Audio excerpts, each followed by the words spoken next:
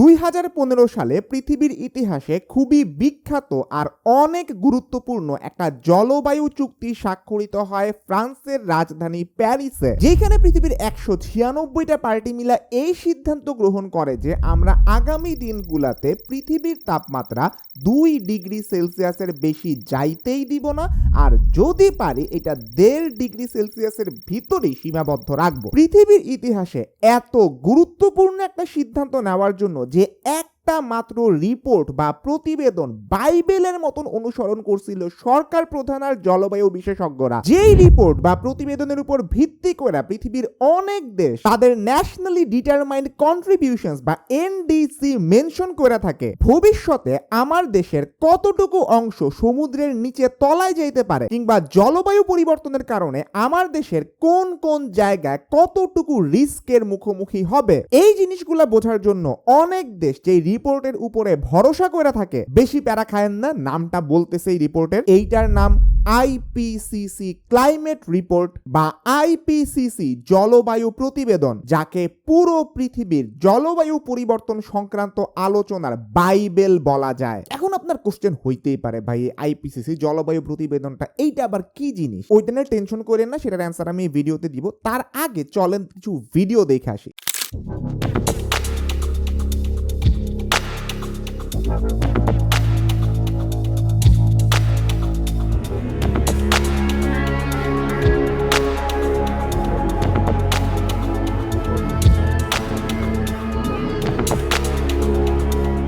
অনেক গুরুত্বপূর্ণ ব্যাপার হইতেছে এতক্ষণ ধরে যা আপনারা দেখছেন এটা ভবিষ্যতে হবে এইরকম কোনো জিনিস না, এটা অলরেডি বাংলাদেশে হইতেছে। 2000 সাল থেকে 2019 সালের মধ্যে কেবলমাত্র বাংলাদেশের ভিতরে এইরকম চরম আবহাওয়াজনিত বা এক্সট্রিম ইভেন্ট হইছে ওয়েদারের মধ্যে, এইরকম ঘটনা ঘটছে 185টা, আর এই নাম্বারটা আস্তে আস্তে ভাই অনেক বাড়তেছে। পৃথিবীতে অনেক মানুষই জলবায়ু ঝুঁকিপূর্ণ এলাকার মধ্যে বসবাস করে, আর পুরা পৃথিবীর ইতিহাসে এইটার গড় হচ্ছে 14% মানুষ, যেখানে শুধুমাত্র বাংলাদেশে 56% মানুষ এই ধরনের জলবায়ু ঝুঁকিপূর্ণ এলাকাতে বসবাস করে।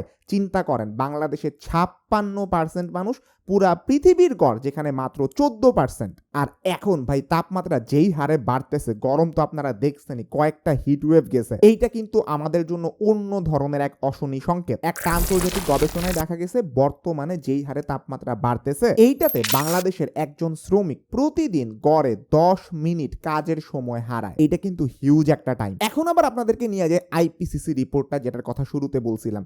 আইপিসিসি মিনিংটা হইতেছে inter governmental panel on climate change. এইটা হইতেছে জাতিসংঘ, তো আপনারা চিনেন, ওদের জলবায়ু পরিবর্তন সংক্রান্ত অনেক বিশেষজ্ঞ আছে, অনেক বিজ্ঞানী আছে, ওরা সবাই মিলা নিয়মিতভাবে একটা প্রতিবেদন পাবলিশ করে, যেটাতে জলবায়ু পরিবর্তন আসলেই যে হইতেছে এটার সায়েন্টিফিক এভিডেন্স দেয়া হয়, যাতে করে ডোনাল্ড ট্রাম্পের মতন মানুষরা আর এইটা দাবি করতে না পারে যে climate change is a walk, এইটার ক্ষতিকর প্রভাব কি কি হইতে পারে আর এইটার সাথে কিভাবে মানায় নেওয়া যায়, এই ব্যাপারগুলা ডিসকাস করে এই প্রতিবেদনটা। আর এই জলবায়ু প্রতিবেদনটাকে পুরা পৃথিবীর সবচেয়ে ক্রেডিবল জলবায়ু পরিবর্তন সংক্রান্ত প্রতিবেদন হিসেবে স্বীকৃতি দেওয়া হয়। এইটার অনেকগুলা ভার্সনও আছে, কিন্তু ওইগুলা নিয়ে আমরা আজকে আর ডিসকাস করব না, এগুলো আরেকদিন হয়তো কথা হইতে পারে। এইটার ইম্পর্টেন্স একটা এক্সাম্পল জাস্ট দেই। আপনি মনে করেন একটা বাঁধ বানাইতেছেন, বাঁধটার একটা হাইট আছে মনে করেন 10 থেকে 12 মিটার পর্যন্ত। আপনি তো সমুদ্রের কাছাকাছি যখন একটা বাঁধ বানান, এইটা হিসাব করে বানান যে সমুদ্রের ঢেউ হাইয়েস্ট কতটুকু পর্যন্ত উঠতে পারে, ওইটাকে ঠেকানোর মতন উচ্চতা এই বাঁধের আছে কিনা। কিন্তু এখন ক্লাইমেট চেঞ্জ বা জলবায়ু পরিবর্তনের কারণে সমুদ্র পৃষ্ঠের উচ্চতা কিন্তু আস্তে আস্তে বাড়তেছে। তো আপনি নরমাল হিসাব করে যেই বাঁধের উচ্চতাটা ডিজাইন করলেন, ক্লাইমেট চেঞ্জ বা জলবায়ু পরিবর্তনের কারণে ওই যে এক্সট্রা হাইটটা নিয়ে আসতেছে সমুদ্রের ঢেউ, ওই এক্সট্রা হাইটকে কিন্তু এই বাঁধ আর কভার করতে পারবে না। তার মানে ক্লাইমেট চেঞ্জের ইফেক্টটা আপনি আপনার বাঁধের ডিজাইনে ইনকর্পোরেট করতেছেন কিনা। আপনার দেশের মধ্যে আজকে থেকে 20 বছর পরে বা 30 বছর পরে সি লেভেল রাইজ কতটুকু হবে বা সমুদ্র পৃষ্ঠের উচ্চতা কতটুকু বাড়বে, এইটা জানা আপনার জন্য খুবই খুবই খুবই ইম্পর্টেন্ট, কারণ তার উপরে আপনার কোটি কোটি টাকার এই বাঁধগুলার ডিজাইন নির্ভর করতেছে। তো এই যে আপনার বাঁধটা আপনি কতটুকু উঁচু করবেন আর আপনার দেশের সমুদ্রের ঢেউ আজকে থেকে 20 বছর পরে কতটুকু উঁচু উঁচু হয়ে আসবে, এই ইনফরমেশনগুলো আইপিসিসি রিপোর্টের মধ্যে থাকে। আর এই জন্যই প্রত্যেকটা দেশের গভর্নমেন্ট এটাকে এতটা গুরুত্ব দেয়া দেখে। অনেক গর্বের একটা বিষয় হইতেছে আইপিসিসির প্যানেলের মধ্যে যে জলবায়ু বিশেষজ্ঞরা আছে এখানে অনেক বাংলাদেশীও কাজ করছেন। মনে করেন এই প্যানেলের মধ্যে আমেরিকার অনেক বেশি জলবায়ু বিশেষজ্ঞ আছে কিন্তু বাংলাদেশের কেউ নাই, তাইলে কি হবে? বাংলাদেশের যে জলবায়ু পরিবর্তন সংক্রান্ত ক্ষতিগুলো হইতেছে এইগুলা কিন্তু আর প্রতিবেদনের বিরুদ্ধে উঠা আসবে না তেমন একটা। তো পুরা রিপোর্টে উন্নত আর উন্নয়নশীল দেশের একটা ভারসাম্য যাতে বজায় থাকে এই জন্য জলবায়ু বিশেষজ্ঞদের কোন দেশের কতজন প্রতিনিধি এখানে থাকবে এইটাও ওরা একটা ভারসাম্য মেইনটেইন করে। এইটা ছাড়াও যদি মনে করেন আমি মালদ্বীপ কিংবা বাংলাদেশের মানুষজনকে আমার প্যানেলের মধ্যে না রাখি, বেশি বেশি অন্যান্য দেশের মানুষজনকে রাখি, হয়তো বা ওইটা ওই অঞ্চলের জলবায়ু পরিবর্তন সংক্রান্ত নীতির প্রতি পক্ষপাত দুষ্ট হইতে পারে, জিনিসটা নিউট্রাল থাকবে না। তো এইটাও এনশিওর করা হয় এই পুরা রিপোর্টের নিউট্রালিটি যাতে বজায় থাকে। তাছাড়া জলবায়ু পরিবর্তনকে আপনি যদি পুরা বিশ্বের রেসপেক্টে চিন্তা করেন তাইলে এক ধরনের রেজাল্ট আপনি পাবেন, আবার যদি লোকাল কনটেক্সটে চিন্তা করেন তাইলে রেজাল্ট আরো সূক্ষ্মভাবে আপনি পাইতে পারেন। যেমন আপনি শুধুমাত্র বাংলাদেশের উপরে যদি একটা মডেল চালান তাইলে আপনি অনেক সূক্ষ্ম রেজাল্ট পাবেন বাংলাদেশে আগামী 20 বা 30 বছর পরে জলবায়ু পরিবর্তন সংক্রান্ত কি কি পরিবর্তন আসতে পারে, যেটা পুরো ওয়ার্ল্ডের রেসপেক্টে যদি একবারে মডেল চালান সেটা এতটা সূক্ষ্ম রেজাল্ট হয়তো বা আপনি পাবেন না। আইপিসিসির মধ্যে লোকাল কনটেক্সটও যাতে বাদ না যায় এই ব্যাপারটাও এনশিওর করা হয়। জলবায়ু পরিবর্তন সংক্রান্ত যেসব ক্ষতিকর প্রভাব আসতে পারে এইগুলো ডিটারমাইন করার ক্ষেত্রে। এখন আপনি একটা কথা বলতে পারেন, এই যে আইপিসিসি এত ইনফরমেশন প্রেজেন্ট করতেছে যেটার উপরে পুরা ওয়ার্ল্ডের বড় বড় গভর্নমেন্ট তাদের ডিসিশন মেক করে, এই ইনফরমেশনগুলো আসলে ওরা কোত্থেকে পায়? একটা কথা মনে রাখবেন, আইপিসিসি কখনো নিজেদের রিসার্চ কন্ডাক্ট করে না, অর্থাৎ নিজেরা মডেল চালায় কখনো দেখে না যে আজকে থেকে 20 বছর পরে কি হবে, 30 বছর পরে কি হবে। ওরা কি করে? সিনথেসাইজ করে। পুরা পৃথিবীর মধ্যে অনেক বিজ্ঞানী নিয়মিতভাবে research article, scientific paper publish করে যাইতেছে যে ক্লাইমেট চেঞ্জের কারণে আগামী দিনগুলোতে কি কি ক্ষতির সম্মুখীন আমরা হইতে পারি। ওইখানে কিন্তু অলরেডি ওই সায়েন্টিস্টরা যেসব গবেষণা করতেছে ওইটা একটা পিয়ার রিভিউ প্রসেসের মধ্যে আসে। অন্য সায়েন্টিস্টরা বা অন্য এক্সপার্টরা আবার জাজ করে যে এই ইনফরমেশনটা বা এই গবেষণাটা আসলে ঠিক আছে কিনা, দেন এটা সায়েন্টিফিক পেপারের মধ্যে পাবলিশড হয়। যারা আপনারা জার্নাল পেপার সম্পর্কে জানেন, কনফারেন্স পেপার সম্পর্কে জানেন,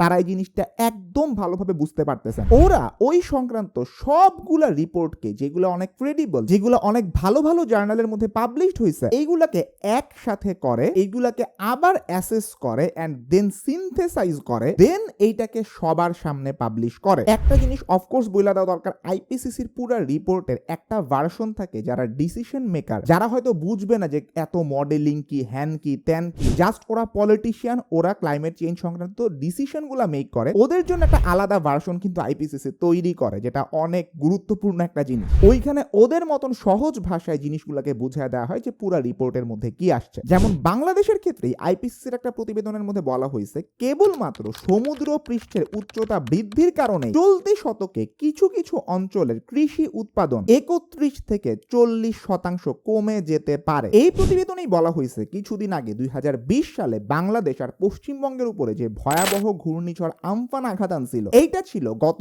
100 বছরের ইতিহাসে এই অঞ্চলে আঘাত হানা সবচেয়ে মারাত্মক ঘূর্ণিঝড় বা সুপার সাইক্লোন। এইটা নিয়ে অলরেডি আমি একটা ভিডিও বানাইছিলাম এন্ড এইটা ছিল আমার ইউটিউব জার্নির সর্বপ্রথম ভিডিও। ওই সময় খুবই অকওয়ার্ড ছিলাম, একটা হেডফোন আর একটা মাইক্রোফোন, খুবই অকওয়ার্ড লুকের একটা হেডফোন মাইক্রোফোন ছিল ওই সময়, কিন্তু ওই সময় খ্যাত ছিলাম, এখনো মনে হয় ওই লেভেলেরই খ্যাত আছে। আইপিসিসির বিজ্ঞানী দলের অন্যতম সমন্বয়কারী রওশনারা বেগম বলেন, এই প্রতিবেদন থেকে এটি স্পষ্ট যে সমুদ্র পৃষ্ঠের উচ্চতা বৃদ্ধির কারণে পৃথিবীর অন্যতম ঝুঁকিপূর্ণ দেশ হচ্ছে বাংলাদেশ। তাই বাংলাদেশকে জলবায়ু ঝুঁকি মোকাবিলায় আন্তর্জাতিক জলবায়ু তহবিল থেকে অভিযোজন খাতে আরো বেশি অর্থ বরাদ্দ করা উচিত। আইপিসিসির প্রতিবেদনে কিন্তু এইটাও বলা হইতেছে বাংলাদেশের উপকূলীয় এলাকায় যে মানুষরা আছে ওরা এই জলবায়ু পরিবর্তনের সাথে খাপ খাওয়াইতে না পাইরা বিভিন্ন ধরনের অবৈধ কর্মকাণ্ডে জড়ায় পড়তেছে, অনেকে তাদের জীবিকা হারাইছে। আর এইটার কারণে সুন্দরবনের পাশের যে নদ নদীগুলো আছে ওইখানে অবৈধ সূক্ষ্ম জাল দিয়া মাছের পোনা ধরতেছে। আরেকটা ইন্টারেস্টিং জিনিস আইপিসিসি রিপোর্টের মধ্যে বলা হইতেছে, বাংলাদেশে যেসব নতুন নতুন আপনি বিদ্যুৎ কেন্দ্রগুলো দেখেন না, ওইগুলা কিন্তু দেখবেন উপকূলীয় এলাকার মধ্যেই বানানো হইতেছে বেশিরভাগ। এখন দেখেন সমুদ্র পৃষ্ঠের উচ্চতা কিন্তু বাড়তেছে, আবার সমুদ্রের লবণাক্ততা বা স্যালাইনিটিও বাড়তেছে। এইটার কারণে রিপোর্টে বলা হইতেছে এই যে বিদ্যুৎ কেন্দ্রগুলো আছে ওদের 30% বিদ্যুৎ কেন্দ্র পানির সংকটে পড়বে, আর এর মধ্যে 1/3 3 ভাগের 1 ভাগ বিদ্যুৎ কেন্দ্র এইখান থেকে সরায় অন্য জায়গায় নিতে হবে। এটা কিন্তু খুব একটা সহজ কাজ না, আপনারা বুঝতেছেন। একটা বিদ্যুৎ কেন্দ্র উঠায় অন্য জায়গায় সরানো, একদিকে আপনার জলবায়ু পরিবর্তন হইতেছে, অন্যদিকে আপনার দেশের মধ্যে যদি বিদ্যুতের সংকট হয় তাইলে দেশ আসলে কোন দিকে যাবে এটা আশা করি আপনাদেরকে নতুন করে আর বলে দেওয়া লাগবে না। রিসেন্টলি আমাদের যে মোখা ঝড়টা হয়েছে ওই সময় আমাদের গ্যাস টার্মিনাল গুলা বন্ধ করে দেওয়ার কারণে সারা দেশে লোডশেডিং কিন্তু হয়েছে। এই যে ইম্পর্টেন্ট কিছু ইনফরমেশন বা ভবিষ্যৎবাণী আপনি বলতে পারেন, এইগুলা আইপিসিসির প্রতিবেদনের মধ্যে খুব ভালোভাবে বইলা দেওয়া থাকে, আর এই প্রতিবেদনটাই নিকট ভবিষ্যতে আমরা আসলে কি কি করব এটার পরিকল্পনা আর বাস্তবায়ন করতে সাহায্য করে। এই প্রসঙ্গে একটা কথা বলে রাখা উচিত, the IPCC tells governments how they can fight climate change but doesn't make recommendations on how they should fight climate change. তোমরা কেমনে কেমনে ক্লাইমেট চেঞ্জের ক্ষতিকর প্রভাবটা মোকাবেলা করতে পারবা এটার সাজেশন আমরা দিতে পারি, কিন্তু এইভাবেই তোমাকে করা লাগবে, এইভাবেই জিনিসটাকে মোকাবেলা করতে হবে এইরকম কোনো রিকমেন্ডেশন আমরা দিব না। এইটাই আইপিসিসি বইলা থাকে মোটা দাগে। তাইলে এখন প্রশ্ন করতে পারেন জলবায়ু পরিবর্তনের ক্ষতিকর প্রভাবটা মোকাবেলায় আমাদের আসলে করণীয় কি? আইপিসিসির সাবেক সদস্য বাংলাদেশ পল্লী কর্মসহায়ক ফাউন্ডেশন PKSF এর চেয়ারম্যান কাজী খলিকুজ্জামান আহমদ বলেন, বাংলাদেশ নিজের সামর্থ্য দিয়ে জলবায়ু পরিবর্তনের সঙ্গে খাপ খাওয়ানোর চেষ্টা করছে, কিন্তু তা যে যথেষ্ট নয়, পরিস্থিতি যে আরো খারাপের দিকে যাচ্ছে তা বুঝে বাংলাদেশকে জলবায়ু বিষয়ক নীতি ও পরিকল্পনা নিতে হবে। বাংলাদেশের মতো জলবায়ু ঝুঁকিপূর্ণ এলাকার নানা জনগোষ্ঠী, বিশেষ করে উপকূলে যাদের বাস, তারা জলবায়ু পরিবর্তনের কারণে সবচেয়ে বেশি বিপদে। আইপিসিসি বা জাতিসংঘের জলবায়ু প্রতিবেদন কিন্তু আমাদেরকে চোখে আঙুল দিয়ে